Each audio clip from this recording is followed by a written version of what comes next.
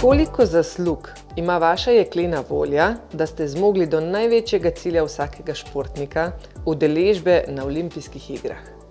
Ja, brez te jeklene volje ne bi bilo nastopa na olimpijskih igrah, saj potrebno je dosti vloženega truda za to, da prideš na olimpijske igre, in jeklena volja je res pomembna za športnika.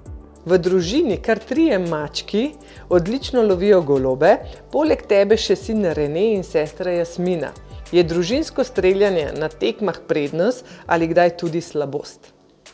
Ja, dostikrat je prednost, ker si pomagamo en drugemu s kakimi nasveti.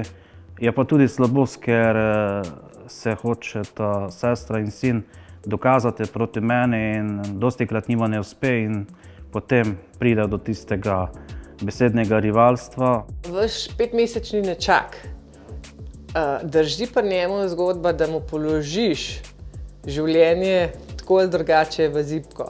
Kaj ste mu položili v zibko, copatke ali puško?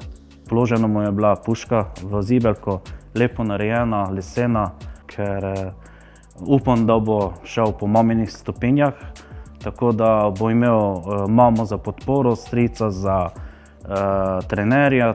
Če bi te nekdo, popolni laik, vprašal, prosim, predstavi mi šport streljanje na glinaste golobe, kako bi ga opisal?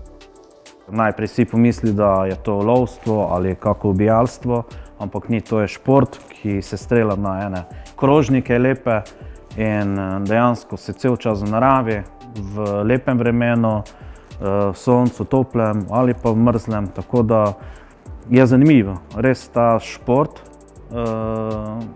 Težko je to res opisati, najboljše je, da to pokažeš in demonstriraš na samem tekmovališču, strelišču, ko se to strela, ko to vidijo, ko občutijo.